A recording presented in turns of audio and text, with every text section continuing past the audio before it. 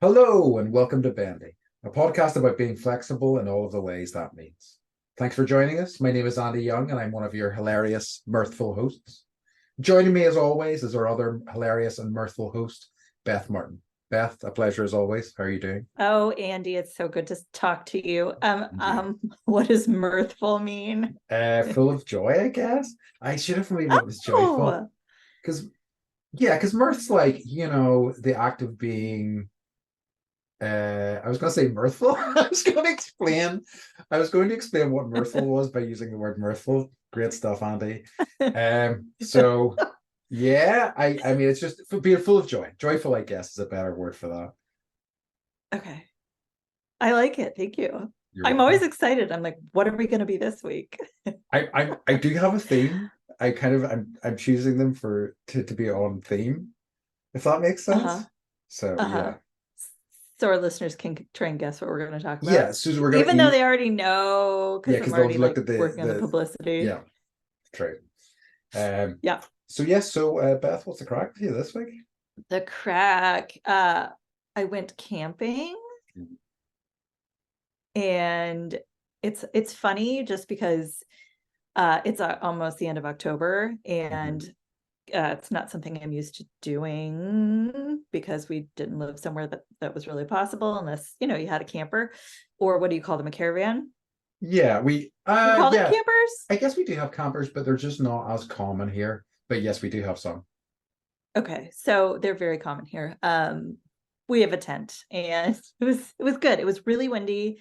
Charlie was freaking out because of the wind, and Mike was like, "I'll buy you a Nintendo Switch if you like. If anything happens, I will like. This is how far away that possibility is." But by the end of the weekend, like I wasn't feeling well one of the days, and so I just went up for one night.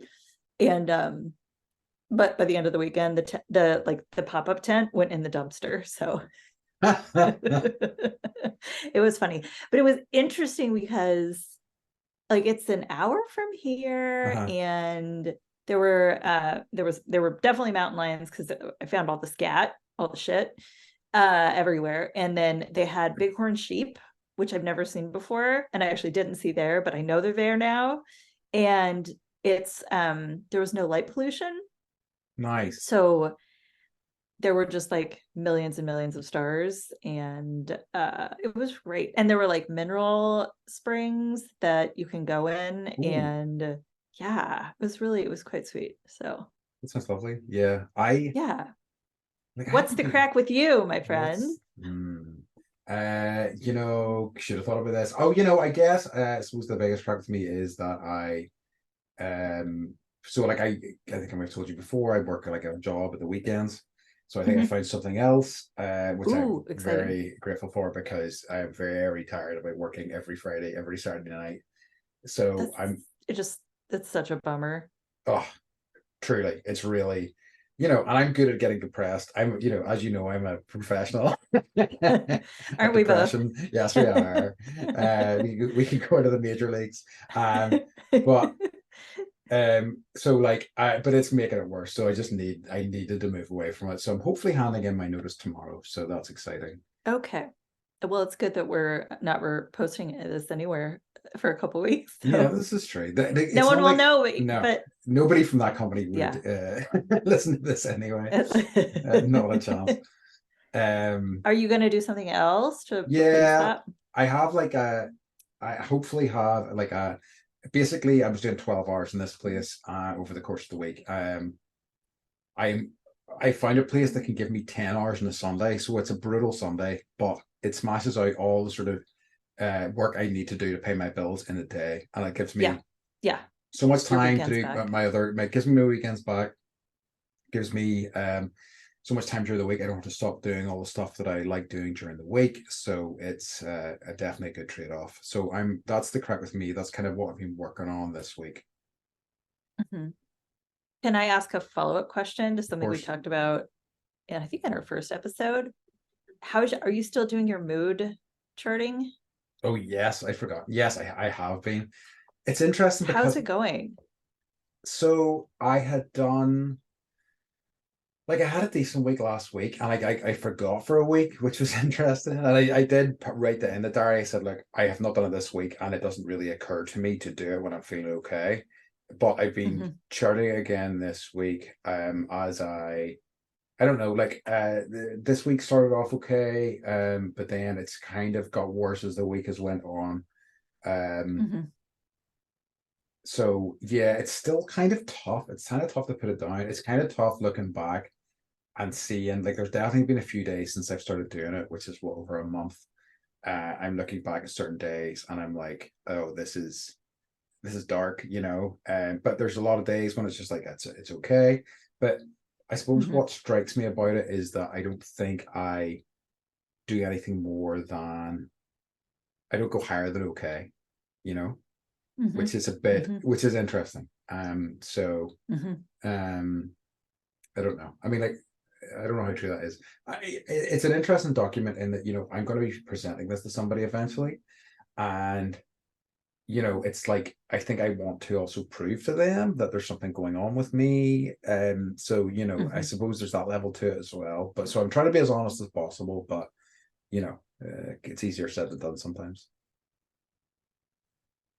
And it's also interesting that you don't remember when you're feeling okay, you don't remember to do it. Like that's It is probably, I mean, I know you're supposed to be doing the mood diary, but it's not necessarily a bad thing when you forget, if it means that you're not aware of the fact that you're feeling, you know, down in the dumps.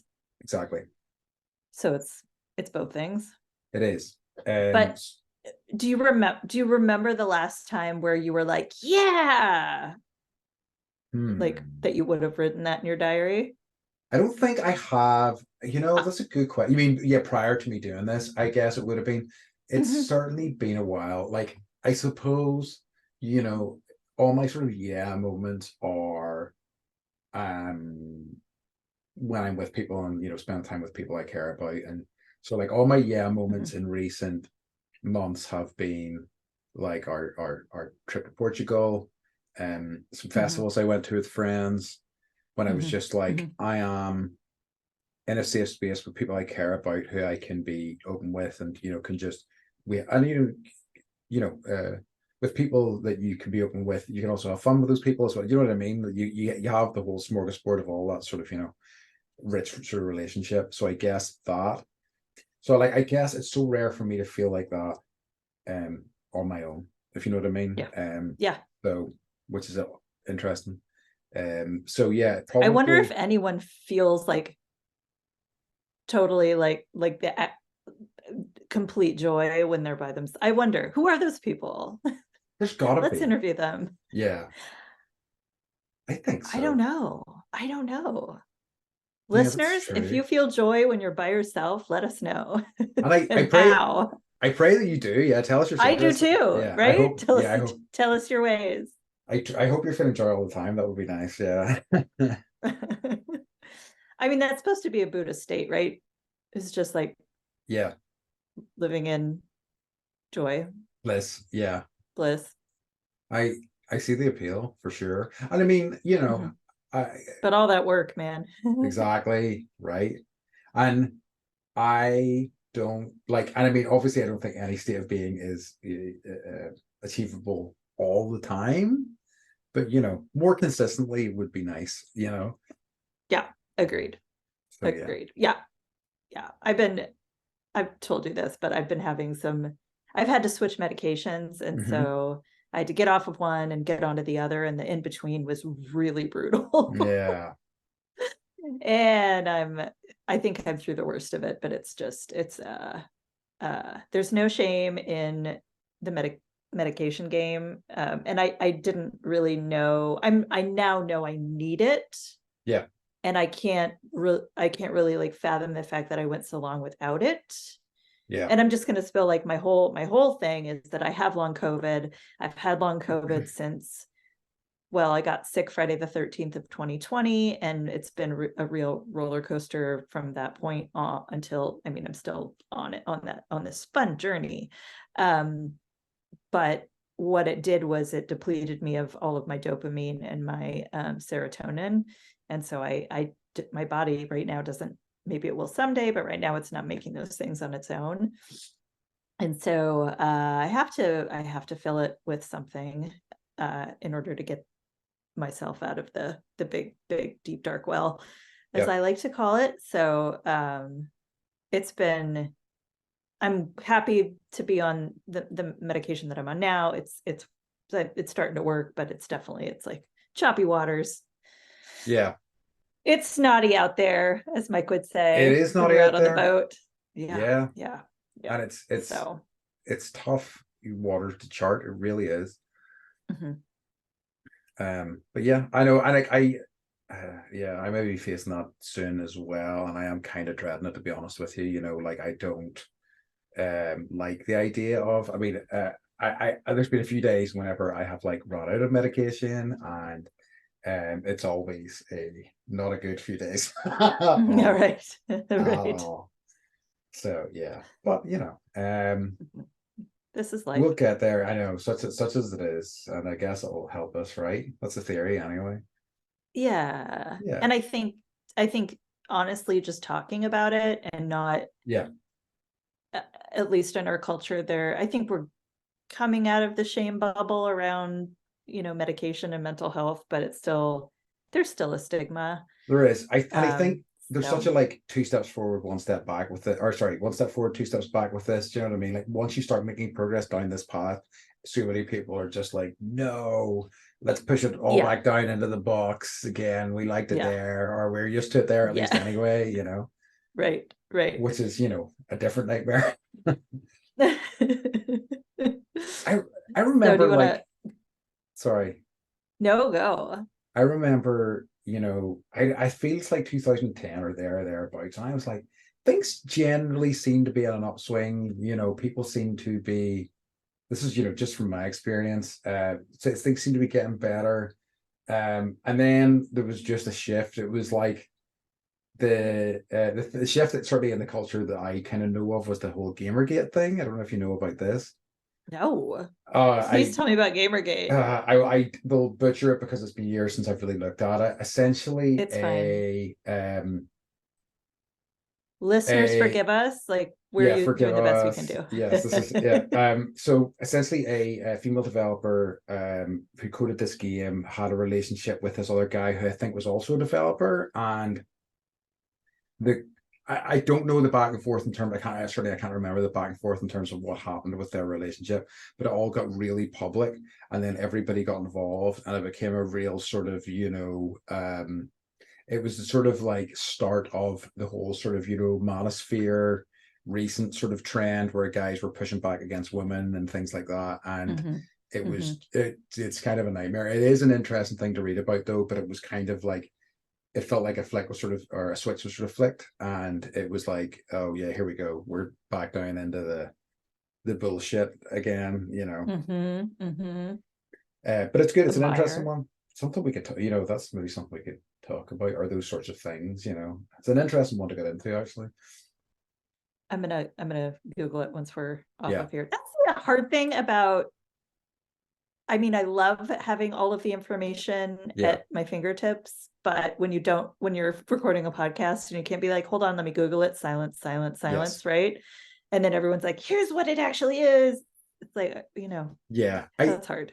But it's one of the, like, I mean, certainly I have, listened to podcasts and like, they are talking about something and I'm like, they're like, what's that thing called? What is that called? Like, so, a podcast I was listening to. And you're like, yeah. I'm like, it's screaming at Jeopardy. Yes. Like, my friend, they were talking about Sopranos, and they were trying to remember. They were trying to remember what Little Steven's character was called, and they were like making guesses, and I was like, "It's Silvio! It's Silvio!" Did I ever tell you that there used to be this? It was like a car museum in Las Vegas, and it was free. You could go to it. You could see like one of the cars that Kennedy drove in, and another car that like was Marilyn Monroe's or whatever. It wasn't the car that Kennedy died in. It was just like one of his like, beautiful, what was it, Cadillac, or I'm sure I'm saying it wrong. But they actually had the Tony Soprano car from the first 3 seasons. It was the red Suburban. Oh yes.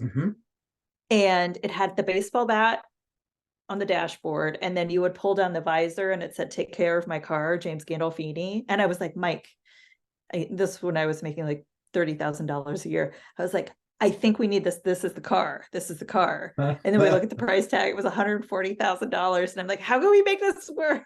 How do we do this? And I saw it for sale. He found it first. It was for sale again last year. And I'm so jealous. So yeah, if you're that person, I would love to take that car for a ride. Yeah. And hit some stuff. And I hope you're taking care of it for James Gandolfini as well. It's That's very important.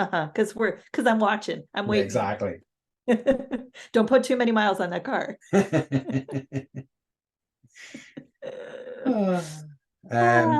So we segue now into our topic for today. Does it sound Let's nice? do it. Yeah. So our topic today is laughter. And Laughter. And I guess all of the things that means. So, well, I guess we'll get into questions rather than kind of, I have a joke. You have a joke? Oh, I should. Actually, I have a joke too.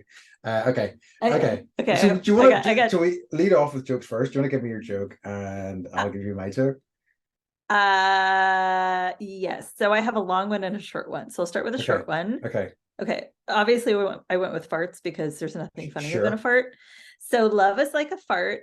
If you have to force it, then it's probably shit. Nice. I like it. I don't know if I heard that one before. My favorite metaphor. It is. It's nice. It's yeah. So my short one.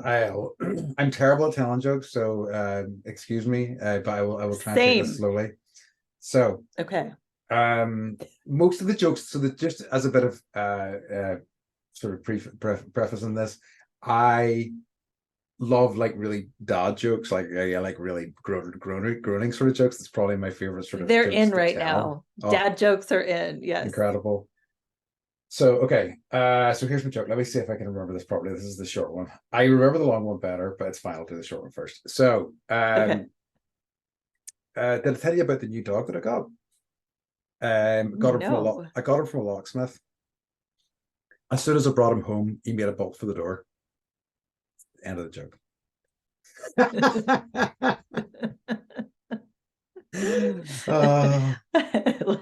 That was terrible. Yeah, isn't it awful? That's why I love it. Would he hear my long joke? That's even worse. I think what we should do is we should do a few questions now, and then we'll do our long jokes at the end. Okay. How about that? Okay. Can I throw a fact at you, and then you can throw a question? Yeah, hit me up. Did you know that laughing is one of the first things that we do? Oh, as children, 3 months old. Mm. Yes.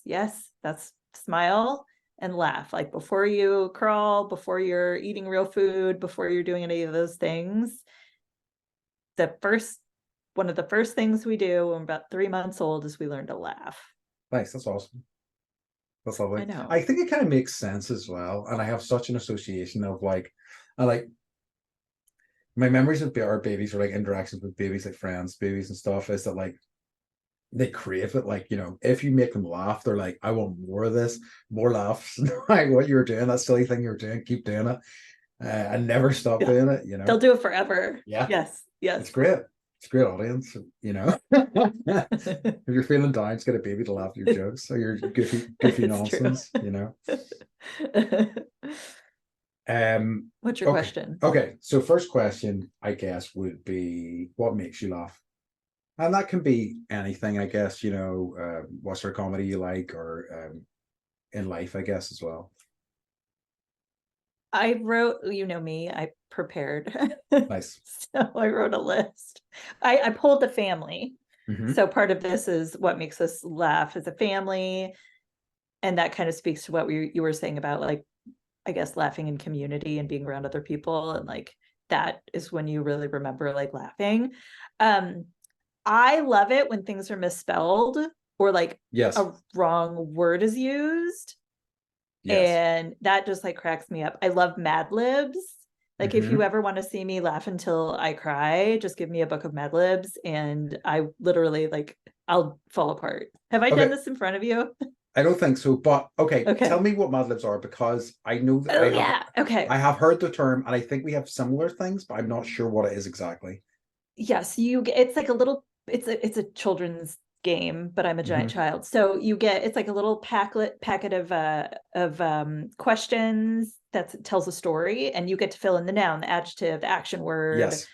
And then it tells the story. We have one for Star Wars that we're filling out, and Nice. so but you don't know that the person that's asking you is like, give me a noun, give me an adjective, and then they read the story to you. So, and it turns out to be complete and total nonsense. And of course, I throw in like fart, pooping, all of the grossest words possible, and it just turns into something that is so like, I guess my sense of humor is like prepubescent child. Yes. So But like, it's my favorite thing. I think everybody says to an extent, and I saw like a comedian I respect who does really kind of smart, funny humor, and they were like, if you don't understand that the foundations of comedy are pee and poo, then I don't know what to tell you. It's true. It's true. It's true.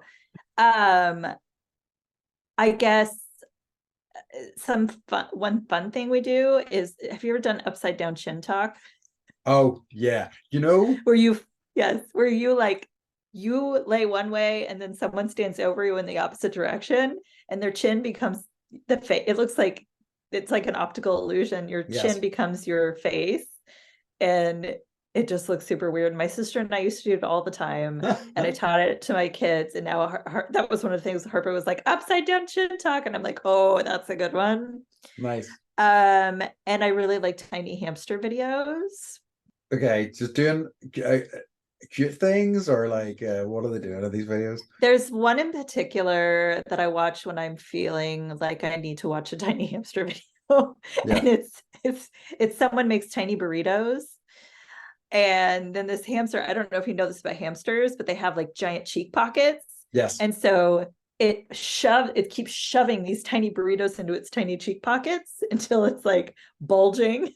That's good stuff. It's like grotesquely horrible looking, but you can tell that the hamster is very satisfied. So yeah, and there's like this genre on YouTube right now where they're making tiny food for hamsters, and they set up like a tiny dinner, and they have like a 5-course meal, and then the chef is like, oh, how we know, what did you think? And it's like this little adorable grody little hamster that's like whatever, pooping everywhere. So I love it. That's what awesome. Makes me laugh.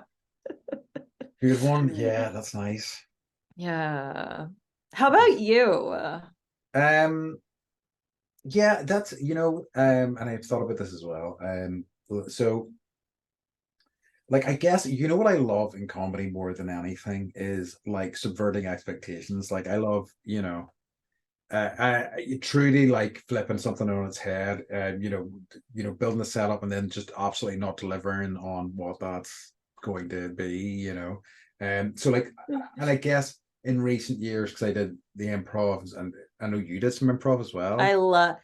I did. Yeah, we have that in common. Improv is one of my favorite drama genres to do.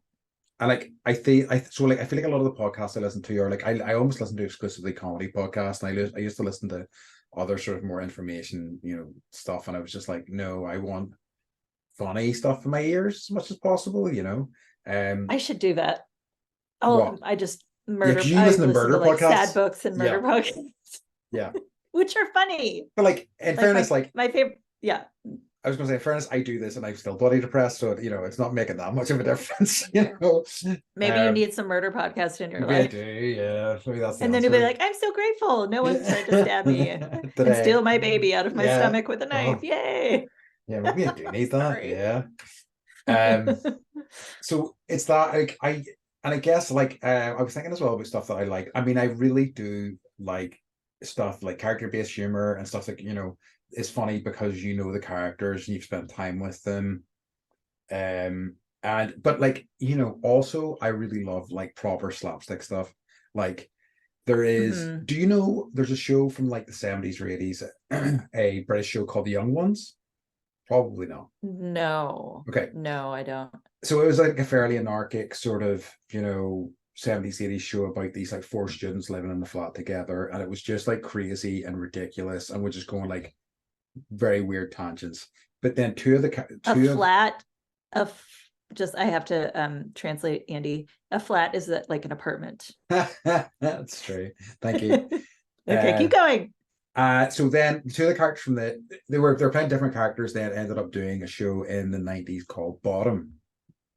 And they were like two housemates who lived together, losers who like, and it frequently got into like comedy sort of like fights with them, like doing really extreme things to each other. And like,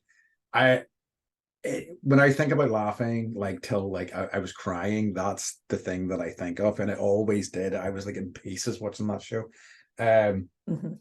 So like, that always makes me laugh a lot. And I guess like I don't, as I say, I think probably recent years, like, it's like I was thinking about all my the stand-ups that I like recently, and they're all like all the ones I've like recently are all like in hot water for one thing or another. I know. So like I know, same. I really like Louis C.K. and I really liked like Dave Chappelle and stuff like that. And like, both of those guys have done stuff, and I'm just like, dudes. But that is what it is. I hearken all the way back to I still have my Half-Baked poster, and I watch that movie over and over and over. It's so funny. Yeah. It's like love me some Dave Chappelle. I never really got into Louis C.K. Like I think and I guess I was right. Yes, you were. You're on the right side of history. The guy, like I think I've always sort of gravitated towards American stuff in that way as well a lot. I mean, like I do, there's UK stuff I like, and obviously the shows I was talking about but there's a comedian called Stuart Lee who I really like. I like his comedy is very much anti-comedy. Like his comedy is about doing something so often, like he turns the crowd against him so often, and then he eventually brings them back just by repetition. And I think that nobody else does it as well as him. But what's his name again? Stuart Lee. Okay. It's definitely worth watching the stuff and seeing if you like it. But like I think there's nobody else like him. There's also a guy. So I've been to Edinburgh Fringe a few times. You know what it is? Okay. No. It's like a month-long sort of comedy festival. Like basically it's rad. Oh, I think you would love it. It basically I have friends that live in Edinburgh, they hate it because like the whole town becomes unusable for them. But basically all of Edinburgh becomes like almost like a mini festival type thing. Like every venue in town is filled with like comedy shows of one variety or another. And I've been there a few times and it's so much fun. It's such a blast. And there's a comedian there. That sounds amazing. It's really good. Oh, I'm gonna forget his name. Every time there's a comedian I adore who for some reason his name just does not stick in my brain at all. I've seen him do every time I see him do something, he does something so radically different. It's always like this is incredible. It just makes me admire the sort of genre of comedy so much in terms of like how flexible it is. So the last time I saw him, he did he basically handed out tape recorders to about 10 audience members, and he asked them to hit play at certain points, and he'd recorded stuff in the tape recorders while he was doing a stand-up set, and he was doing like a call and response with these tape recorders as he was doing his set. It was incredible, and it was really funny. Wow. But his timing was just immaculate. Like and like my friend told me that they saw him this year and he did something similar to that, except he had people actually reading stuff, which is even more fraught with danger, and they said it was incredible. It just worked so well. I will find his name whenever you're next talking. Okay. But it so annoys me because I love him, but like I don't know why his name. I'm subscribed to his mailing list and stuff, and it's just for whatever reason I just can never remember his name. But yes, so it's because you're an idiot. I mean, obviously, exactly. That's exactly why it is.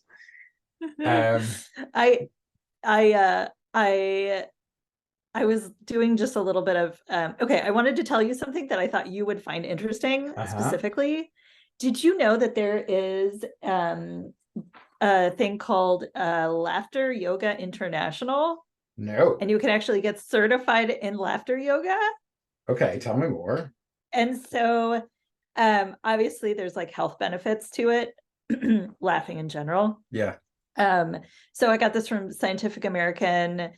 We're 30 30 times more likely to laugh in a group. So that speaks to what you were saying than by ourselves. It helps us determine who our friends are. So if you're like laughing at the same thing, you're all assholes. Yeah. It Somebody falls increases over our oxygen intake, which stimulates the heart, lungs, muscles, and releases endorphins. It can boost your immune system.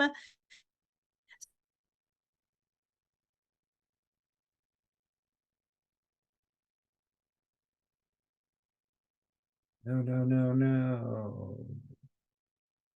Right? That's my favorite thing. Whoa. I just had Yes.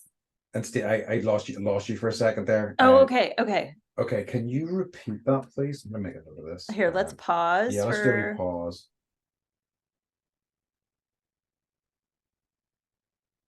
Okay, so I'm gonna tell you a fact about something I found from Scientific American, which is it's a magazine that comes out that's about Scientific Americans. Sorry. But I'm assuming anyone can read it. So we're 30 more times likely to laugh in a group than by ourselves. It helps us determine who our friends are. So if you're all laughing at the same thing, you know that you're all jerks. Or at least in my case. It increases our oxygen intake, which stimulates the heart, the lungs, the muscles, and releases endorphins. I'm assuming oxytocin too, but I don't know for sure. And then it can boost our immune system. So it does like all these amazing things for our body.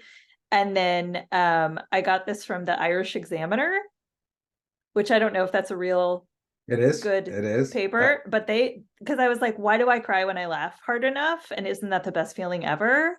So it's actually like a physical thing that happens when we laugh a lot. It like contracts your facial muscles and and it actually like can put too much pressure on the tear ducts, and that's why you cry. Wow. Isn't that weird? I know. Interesting. Very interesting. Yeah, that's nuts. Did you find the name of your person? Yeah, he's called Daniel Kitson. Daniel Kitson. That's Daniel so Kitson. interesting. And I'm now like, should I train up in laughter yoga? That's well, yeah. Okay. So laughter yoga international, you can train. There's an online training that they have. And they focus on learning the art of laughing for no reason, which is like one of my favorite things ever. Real and contagious laughter, and then the science of breathing. So I just wanted to throw that out there for you and for me, but also for our listeners, because like obviously yoga is always a good idea, even if you don't want to do it. It's like you get on the mat, it's always a good idea. But wouldn't it be amazing to like put laughter in with your daily yoga practice, or like they have like online classes where you all just get together and laugh and do yoga, and I'm like, that sounds like what we did in Portugal. Right. in a tiny room. Like obviously I was gonna say, obviously my classes are kind of, basically laughter yoga anyway, because I'm so funny, But you could be certified. Yeah, that's true. I could be certified, yeah. Okay, this is tempting. That's awesome. I love it. It makes a ton of sense. I mean, it really kind of fits with the whole sort of yoga vibes in a lot of ways, doesn't it? So I think it's nice that that there's almost an official path to that. That's very interesting. I just found out this morning, and I have to do like some more deep diving into it, but I was like, oh, this is right up our alley. So absolutely, that's awesome. Yeah Cool. Okay, I'm gonna ask you another question. Okay. Hit me with it. Do you have anything that I guess maybe other people find funny that you don't find funny? Ooh, that's a good question. When people get hit in the balls. Yes. Don't think that's funny. I find generally when people, like, the way that people will fall down and some people be laughing their ass off, and I'm like, I don't get it. That's not me at all, because that person might be hurt, and that's not funny to me. But like some people just find those things hilarious. Like, did you ever have, they call it America's Funniest Home Videos? Did they show that in Ireland? Okay. that was like the whole premise of the show, was Yeah. people falling down and hurting themselves, and like jumping off a roof and hurting themselves. And I never really found the humor in that. It kind of made me feel bad. And yeah, I was more worried that they broke a bone. Yeah. I think, like, I mean, I think we had our own version of it. What was it called? Can't remember. But it was kind of yeah, it was always that there was some that were nice. I think, like, if something happens and everybody's laughing, including the person that it's happened to, all good. Yes. I'm like, okay, Yes. great, whatever. But like, you know, I suppose it's the same way with like pranks and stuff as well. Whenever there's a prank and it's a prank on a person and it's kind of like affects them negatively, and you know, only like it's only meant for like, you know, 50% of the people or whatever. I don't like that at all. I don't either. And it's interesting. I'm thinking about like things that used to be funny that are no longer funny. Like the show Punked, Yeah. didn't necessarily age well. I'm trying to off the top of my head, I can't think of there are a lot, jokes that people would tell that, single out as a demographic of people. And I was looking through jokes, and it's like, this person, and this type of person walk into a bar, and I'm like, nope, not funny. Like, you can't. So it's interesting that, and those things I never found funny. And I guess like I feel like the world is catching up a little bit on that. That's great. I feel like that stuff's really lazy as well. Do you know what I mean? All too often, like I have a husband who's Polish, so yeah.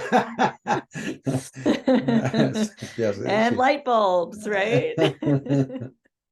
I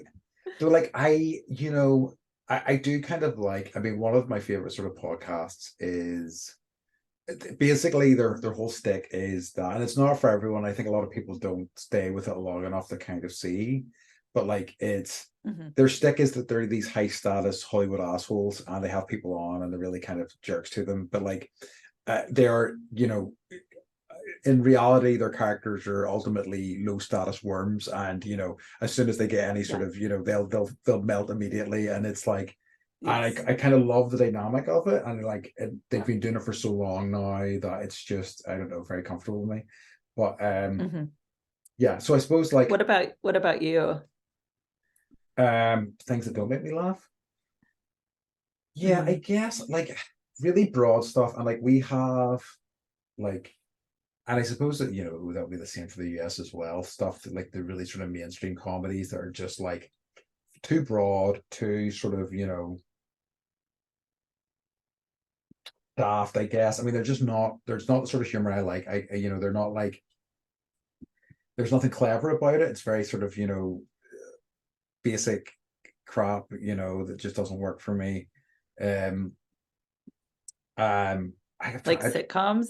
Yeah, like some are okay, but like a lot, like I remember, like, I would have watched a lot of like Big Bang Theory when I was younger, and it was like there was funny stuff in there and there was stuff I liked, but overall I was just like, yeah, I don't think I would watch this if the TV wasn't on and somebody else had put it on, that sort of thing, Yes, I wouldn't seek it out. And I think that there's like, I don't know, I think that's a good example of a one that's very much like, ha ha ha, these guys have interests that are not normal, let's make fun of them, and yep. So I think that is a good example, I think, of what I'm talking about, in terms of it's just not, I don't know, there's nothing really clever about that. It seems really, it's low-hanging fruit, I guess, is the term I'm looking for. It's just like, what's funny, nerds, okay, cool. Here we go. Here's your nerds. Let's laugh. Aren't they different than us? They play D&D, etc., etc. Yeah, I was thinking, like, which sitcoms. I guess the only two that I've really stuck with are obviously The Simpsons. Yes. Do you still watch it? Not really. But I did I don't know. I mean, when I lived with my parents, I watched a lot. We watched The Simpsons like every night. And then in college, I dated someone, and that was like their entire week was built around Simpsons night. Wow, I love it. and so I was, so that was a thing in college. But I also grew up like where it was, Matt Groening's from Yeah. Eugene, I think, and Springfield, and we had the big nuclear reactor up in Washington that actually they blew those up. And here's something funny. Oh, wow. Speaking of laughter, that I do like. Sorry, this is weird. Hit me up. I really like these videos where they blow things up and they put little like eyes and arms Yes. on whatever they're blowing up. As they're collapsing and they're falling down. And they're falling over Yeah. oh no. That's so great. they did that with the Trojan power plant. Nice. And so that like you can't live in that area and not really like The Simpsons, but they're just like so clever, pulling things from all books and all history and all of that. And daughter of a historian, I was like, I get that reference, and it felt so good to get the reference, and it was still funny when you didn't. And South Park. Yes. Oh yeah, I love South Park as well. I think like Simpsons, but the time when you were like what's not your folks and stuff would have been a time when it was like it was so good. I mean, the writing was incredible, and it was just so sharp and funny and really good observations and just like really kind of fun sort of skewering of like whatever was going on in the world at the time as well. It was just it was so good. And they did it in just the right way. They did. And and there's so much of so much stuff that is still in my brain. I still think about to this day. Like, like things like one of my favorite Simpsons bits ever, and they made me laugh the most was whenever Lisa was had fallen for Nelson, and she passed a note back in class, and she gave it to Milhouse, and Milhouse gave it to Nelson. And the shot was you saw Nelson open the note. Nelson opened the note, and you saw the note, and it said, "Someone likes you." And he looked up at Milhouse, and Milhouse waggled his eyebrows at him. And then it was a hard cut to an ambulance, and Milhouse was getting in the back of the ambulance. Oh, it's so good.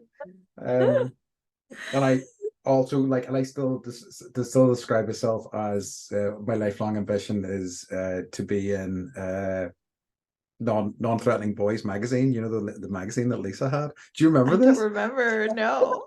Non-threatening boy. There's a magazine Lisa used to get called Non-Threatening Boys magazine. I was like, I want to be the centerfold or at least our front cover. I'll take either. I remember the Sideshow Bob. Sideshow Bob, so funny.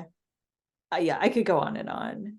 And really, like, I think with South Park, I enjoy Terrence and Phillip the most because it's all about pooping and farting. Oh, they're so good. And Mr. Hanky the Christmas poo. Yes.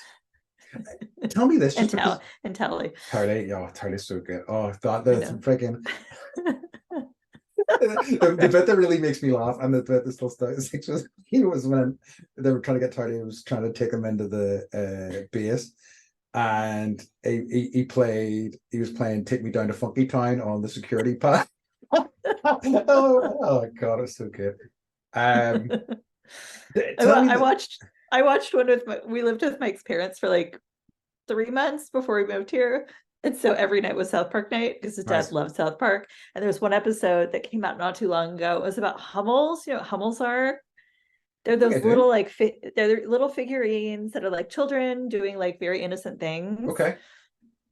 You find them at garage sales, and they're collectibles. I understand the sort of thing you mean. Yes. Yeah. So Hummels, but it was Hummels and heroin.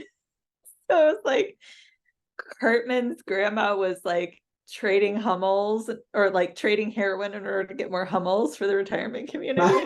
And she had like the most Hummels, and so she was like the head, lady, and everyone was like kowtowing to her. And it was so, but then all the kids are getting hooked on drugs. It was so bad. It was so bad. So his dad, he like keeps certain ones like written down. He's like, let's watch this one tonight. And so nice. I've dipped in and out of it over the years, but it's always whenever I do occasionally go back, I'm like, it's still funny. There's still funny stuff. Watch Hummels and heroin. Okay, so good. I will check that one out. Please write it down, and I want a full report. I'm doing it. And then there's another one that isn't appropriate for me to talk about here. So, Okay. but Okay. I'll send you a message about that one on the sly. Oh, please do. Okay. Do you have any? Well, I've got another one, but if you've got any for me, because I've been asking you questions. What don't you? Not really. Keep going. Okay, so I guess That's one thing I didn't do. no, that's great. And so my other I question, guess, do you ever do boys pee when they laugh? I Is that think a that's thing, or is happened to that me just like, before. okay, good. Yeah, probably. Like I would say so. Not that I ever admit it, of course, but like No, absolutely. right. I mean, like I'm doing it now. Not that I'd Of admit course, it, but absolutely. yeah. But I've definitely done that. Yeah. I mean, like I'll not admit it to in company, but I will do it in a podcast. Apparently. Right. So I'd say so. Yeah. Okay, good. Like It's a pelvic floor thing. That makes me feel better. yeah. So oh no, I'm not going to talk about this. So that's just something that scared me, but I'm not going to talk about. So my next question for you was like, what is it? What are you finding funny these days? And when was the last time you kind of had a big laugh that you can remember? What am I finding funny these days? Exploiting my children. Yes. So we went camping, and I think we had one too many afternoon cocktails, and Mike and I both decided it was time to let them, just because we swear in our house. We just do. It's just, Yeah. I was raised in a house where my dad swore and everything but the F word. Yeah. He could weave tapestries. It was amazing. And so with his words. And so, yeah, we were like, all right, like, we're going to give you an hour, go for it. And so they were just like, but then they didn't understand context. And so like they were saying things that didn't make any sense, but there was a swear word in there, right? I love it. Yeah. So, but then we started to teach him context, and Charlie being like, this hot dog is fucking good, right? It was so good. Oh, that's good. Camping is a fucking shit. Yeah, you told me. Oh, that's such a good one.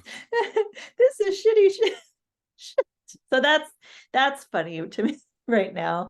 And then we got home and they've tried it out. We were like, no, like there's a time and a place, and not around other people. And I'm a horrible parent, and I'm but they're gonna learn context exactly for swear words.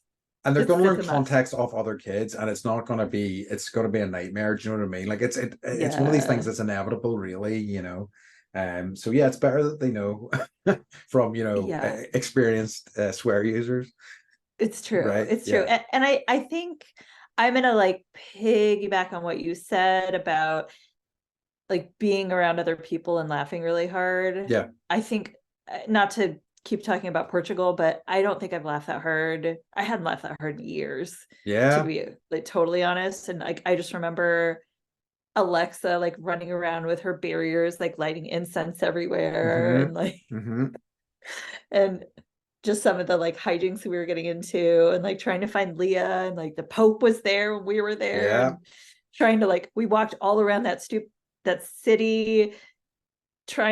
they closed all the streets so no Ubers could go anywhere, and then they shut down any kind of GPS, so you couldn't find your way anywhere, and you didn't know where you were, and it was just like us trying to find our way. Like in retrospect, like I think about those times, and like I do laugh to myself about that. And then finally us just like ending up at, what was the name of the big place that had all the restaurants, top down.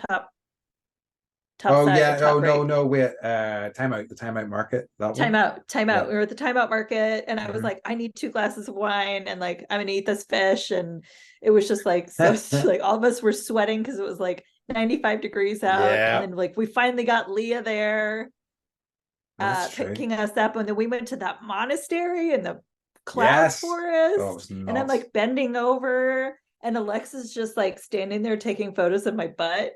Yes, I remember that. And then sending them to me and laughing her ass off. So I think right now I like it when people laugh at me. Yes. I hear you. Because it makes I feel loved and appreciated. And I mean that sincerely. So yes. What about you? I definitely, I do have real memories of laughing a lot then. I'm trying to think of any sort of recent one. I guess I was thinking like even like I got like I did genuinely get like, so I was teaching yoga tonight and I did get a big laugh because I started the class with I always like to tell them what we're going to do. I give them a brief overview, and I said, so folks, tonight we're gonna have a core focus class. I was like, yay, core focus, and then they're like, boo, and they're giving me grief and whatever. And then I was like, so if that sounds good to you, and then I was like, actually, even if it doesn't sound good to you, lay down. We're going to start with a breathing exercise, and I got a laugh telling them that it doesn't matter to me, basically. So that was quite nice. It's always nice whenever you're under my total control. if yes, very much. There's nothing you can do. You're here now. So it's always, I always, it's, yeah, that was a guess a laugh for me, but I guess that was more of an ego boost because like, yeah, whenever you get a big laugh, it's like, yeah, give me that sweet hit again, that sweet dopamine hit. It's true. So true. Yeah.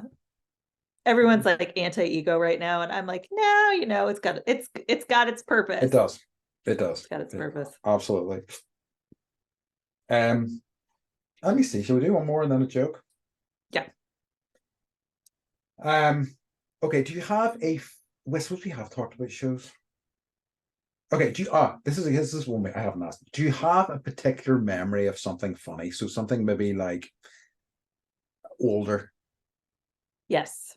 Okay. I was thinking about this today when I was like, I think I find humor in experiences that I have that are totally like weird and crazy.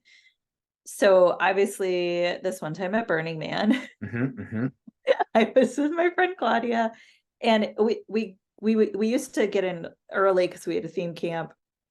And so they were like you could get on any art car, you could go anywhere, you could crawl on any art piece. And we ended up on this art car called Dogfish, which was, they would just serve you shot after shot after shot. And it's one of those you have to like run and like hop on one of the stools on the side. Yes. Don't slow down. Like you just get on. And so we had shot after shot, and like somehow I ended up with her. We're both smoking cigars, and like once you get to Burning Man, like your whole purpose is to find a porta potty the entire time. You're just like, you're en route, you're doing something. You're like, oh, we're going to go see, DJ Tiesto play, sure, but I actually need to go to the porta potty. So you're like, oh, there he's playing, but the porta potty's over there. So, we're going to dance by the porta potty. I'm like, this is okay. Now I have two stories.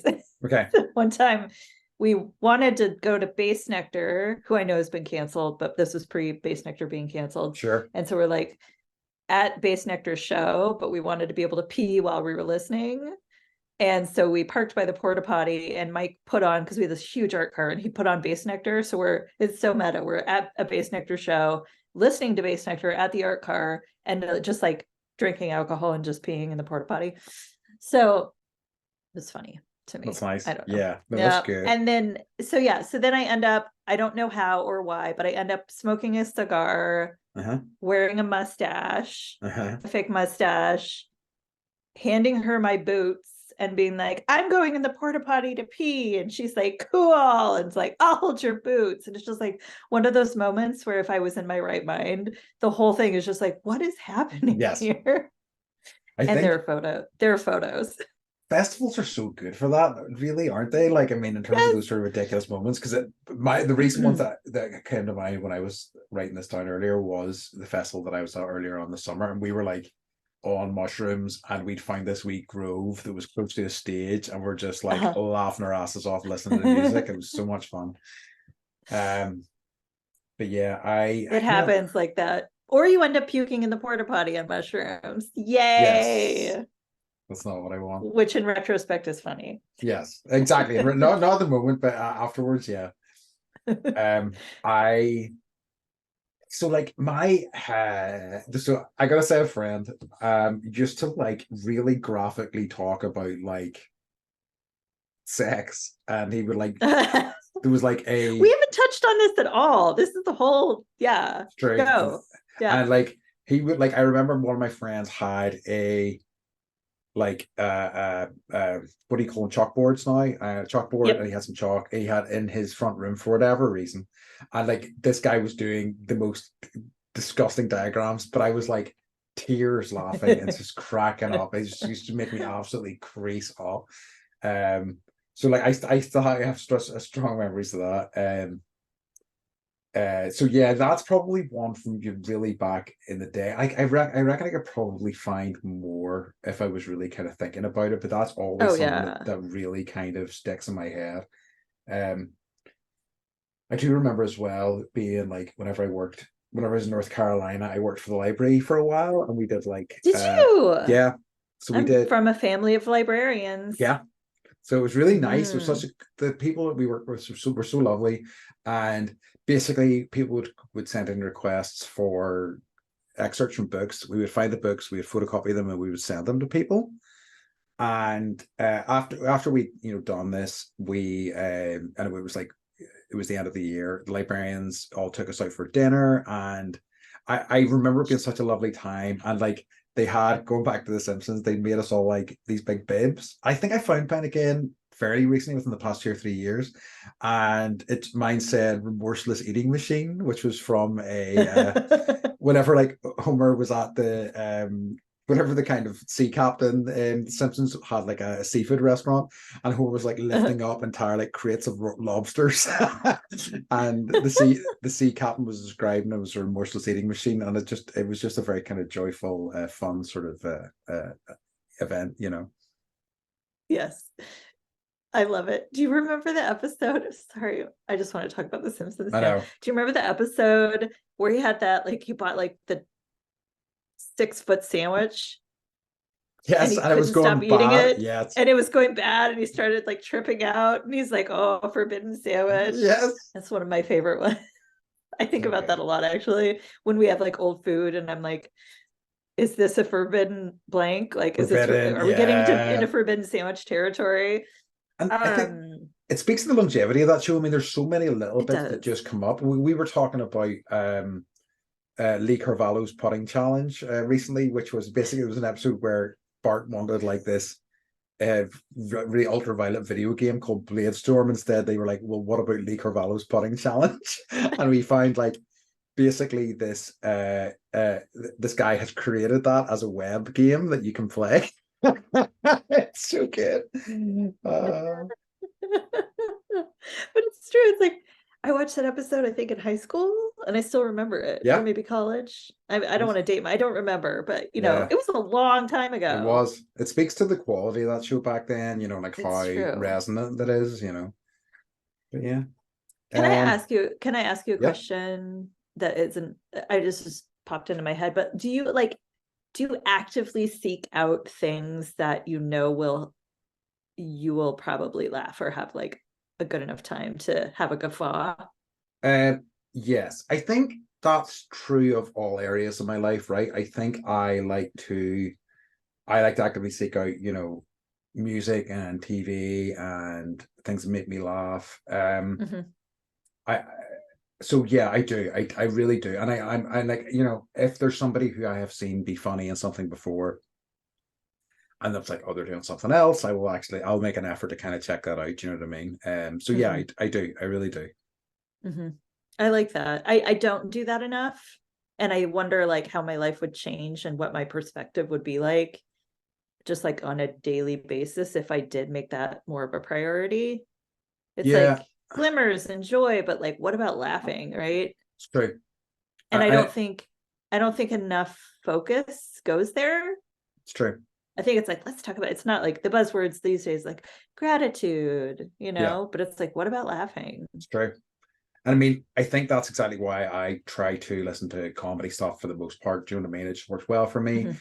Like I think Mhm. it's and what I've realized, and I think it's podcasts generally, it's the personality that I'm there for. I love, these people. Do you know what I mean? I love who they are and Mhm. kind of how they interact with Mhm. other people. Um, so yeah, it's nice. It's nice to I mean, like I have a lot of free time. You have kids, so like it's easy for me to really kind of, to really dive into this stuff in a way that I think a lot of other people either can't or don't, Mm-hmm. I like that. I'm gonna make more of an effort. I typically don't, like, if I say I'm gonna do something, I do try and do it. And I think I'm gonna work harder at like I think there's value injecting a there. little bit. Yeah, I think so too. Just stop being right all the time, Auntie. It's so hard for me though. I know. It's my natural state of being, You're like, you will laugh. I don't It care. This is just gonna happen. is, Okay, exactly. are you ready? Yes. You ready for a joke? Okay. Yeah, hit me up. All right. A woman goes to her boyfriend's parents' house for dinner. I got this off of, I think it's an Irish or British website, so I'm gonna have a hard time reading it because it's a different lexicon. This is to be her first time. Sorry, it's already weird. Meeting the family. She's very nervous. They all sit down and begin to eat a fine meal. The woman is beginning to feel a little discomfort thanks to her nervousness in the broccoli casserole. The gas pains are almost making her eyes water. Left with no choice, she decides to relieve herself a bit and lets out a dainty fart. It wasn't loud, but everyone at the table heard the poof. Before she had a chance to be embarrassed, her boyfriend's father looked over at the dog that had been snoozing under the woman's chair and said in a rather stern voice, "Skippy." The woman thought, "This is great," and a big smile came across her face. A couple minutes later, she began to feel the pain again, and this time she didn't hesitate. She let a much louder and longer rip. The father looked again at the dog and yelled, "Damn it, Skippy." Once again, the woman smiled and thought, "Yes." A few minutes later, the woman had to let another rip. This time, she didn't even think about it. She let the fart rip that rivaled a train whistle blowing. Once again, the father looked at the dog with disgust and yelled, "Damn it, Skippy, get away from her before she shits on you." Nice. I like it. Yeah, I see what you mean about the lingo for sure. Like it is definitely written in that sort of cadence or the lingo, like you say. Yeah, it's good. I like it. Begin eating a fine meal, like we'd just be like eating dinner. And I had to, What was this is her the first time meeting. Yeah. It's so funny. I wouldn't have thought of that as a or like a sort of Irish UK way to speak, but it absolutely is very Irish, I think. Yes. This is to be. Okay. You ready for Ta-da! mine? I like that. Yeah. I like that. Okay, so again, like it's a dad joke. It's kind of long. I think what I love about long dad jokes is that you kind of got to make it a little bit excruciating. Okay, so this is one that's logged in my head, so I should be able to tell it. Okay, so okay. This is out of your brain and your memory. This is out of my brain. This is one of the very few jokes I've remembered. I've had jokes in the past that I've liked. I always forget them, but this one, for whatever reason, is logged in there forever. So okay. So the world's foremost wasp expert is walking past a record store, and in the window of the record store, he sees a record and it says the world's top 10 wasp noises. And he goes, "Perfect. This is exactly what I'm looking for. This is right up my alley." So he walks into the record store and he says to the guy, "Look, can I hear some of this record?" And the guy goes, "Yeah, of course." Puts a record on and he plays track one. And the wasp expert's listening and he goes, "This doesn't sound, I've never heard this before. This is like, what's going on here? Like, I know everything there is to know about wasps, but I don't know this." And he goes, "Can you play the next track?" And he goes, "Yeah, of course." Plays the next track. And again, he's like, I know everything there is to know about wasps. How do I not know this? Can we skip on a few? Can we listen to like track 6 or whatever?" And he goes, yeah, no worries. Puts on track 6. Once again, completely stymied. Doesn't know the sound at all. And he's like, "This is ridiculous." And he goes, like, I spent my whole life studying this stuff. And like, I've listened to 3 of these now and I don't recognize them at all. Do you know what's happening here? And the record store owner picks up the record and he goes, "It's on the B-side." End of joke.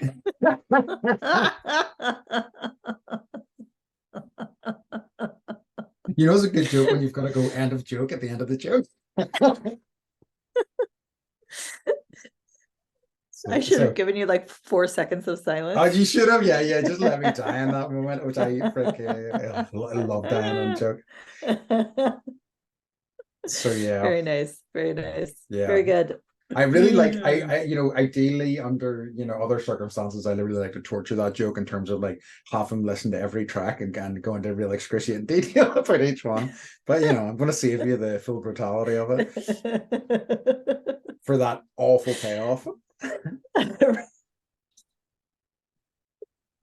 Makes me laugh. Also, I love whoopee cushions. Yeah. We had an amazing wedding. I went to a friend's wedding also. Well, I was going to say not so long ago. It was maybe about 6 or 7 years ago now.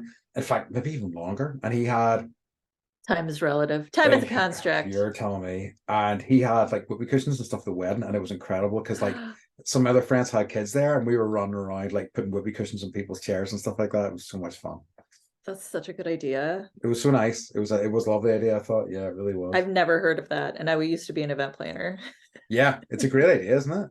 I mean, like, I suppose like it has to be the right sort of event with the right sort of people, and this very much was, but it was lovely. It was so much fun. That's so funny. I would have been like trying to like fart them down the aisle though. No, fortunately they saved them for the reception, so it wasn't like they didn't have them in the church, which was smart. Very smart. Okay, I have one more story. This isn't so Mike's parents, I'm sure they'll be fine if I tell the story. So in college, Mike's dad was a photographer. So he would like take photos of people getting married, and his mom would help, set stuff up and be the second camera person. And these two people decided to get married on horseback. Ooh. And like walking down the aisle on horseback. And he's snapping all the pictures, and he tells the story so much better than I do. I know this about myself, and I'm sorry, everyone, I'm a horrible storyteller. But basically, as soon as they got to the aisle, both horses started dropping horse apples and just shot their way all the way down the aisle. And he had to be like, here are your wedding photos. I mean, they're covered in horse shit. I would like to think they would expect that. I mean, if they know horses, and I'm guessing that they did, that's part of the story, as it should be. Like, right. So okay, somewhere out there, those people are maybe still married, but probably not. Yeah, this is true. Hopefully still on horses as well. Right. Just living their lives there. On a horse. On a horse forever. In a diaper. Oh God, that would be good. That diaper would get nightmarish fast. So we were talking about this. We went to see Killers of Flower Moon the other night, and how was it? It was good. I really enjoyed it. It's definitely worth a watch. But like, it's 3.5 hours long, and it was like we're just gonna have to get some adult diapers. Like, it's just the only. Yeah. What else are you supposed to do? Mike we both do dry suit diving, and he has a pee catheter that he uses now, so it just like goes right out of the suit, and nice. It's like a pee condom he puts on, like a valve, but it's like got glue, and but it's like it's never good. It's always a little torturous when he's trying to get it off. But for a while he was like, you should just wear diapers. I'm like, I'm not wearing diapers. And you can order like adult diaper sample packs, so every so often I'll get an order. Nice. When he's feeling like it for whatever, for Depends or whatever, and I'll be like, I don't need adult diaper. Not yet. I know someday, but not yet. Wow, this is for such a jerk.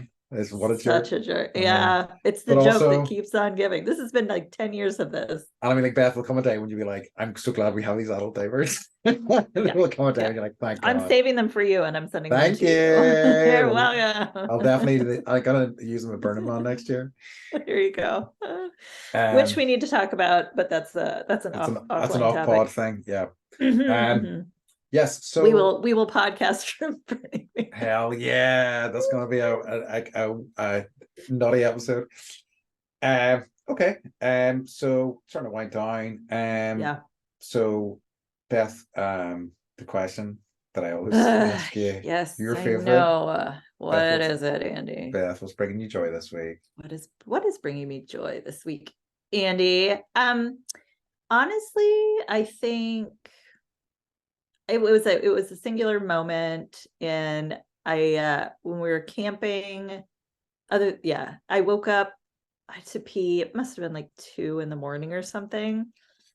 And so I got out of the tent and I walked outside and it was totally black.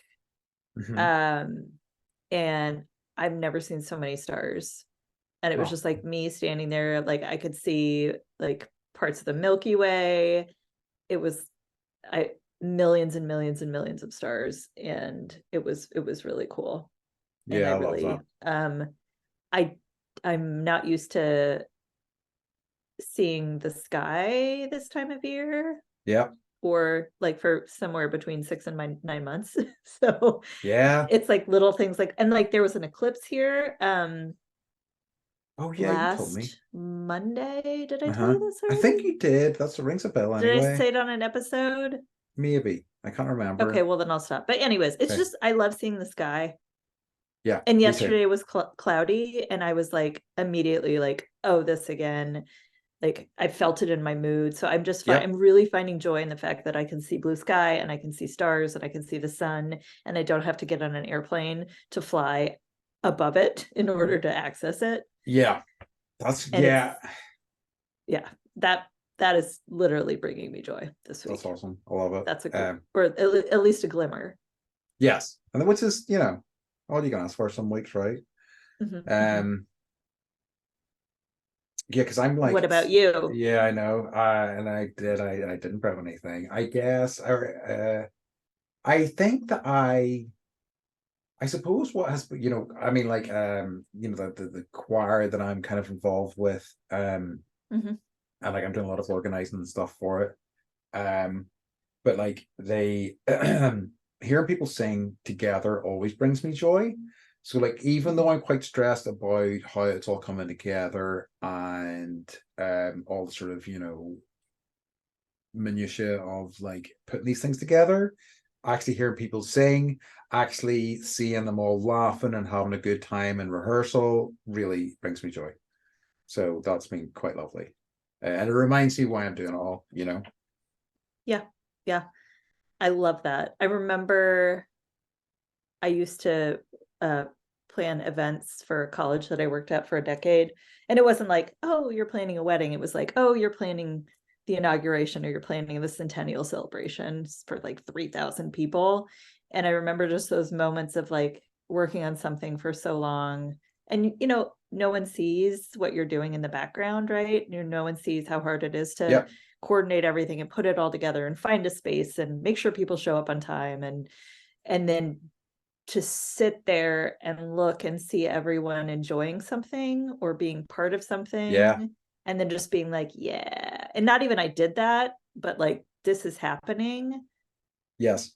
and look at how much everyone's enjoying it. Yeah, it's a different feeling to actually being part of it. It really is, and it's nice. I've got to say, and I mean, like, certainly I've organized things before, but nothing at this scale. So it is Mhm, nice to be part of something this big for sure. It really is. mhm, mhm. So yeah, that's kind of what's been I'm bringing me glad. joy this week. Thank I'm you. glad. Yeah, I'm glad it's like turned out to be something good.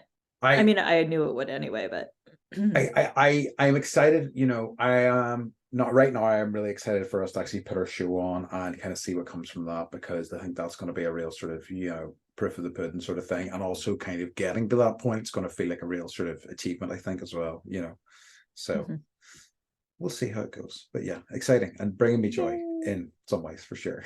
Good. I love it. Well, you want to wrap it up? Yeah. So thanks for joining us as always, folks. It's been lovely to have you. So as always, as we like to end our episodes, we will ask you to stay Stay bendy. bendy. We did it right. Bye. I think it's You're best. welcome, Bye. everyone. Bye. Bye. We love you. Bye. Bye, bye, bye. Bye. Okay.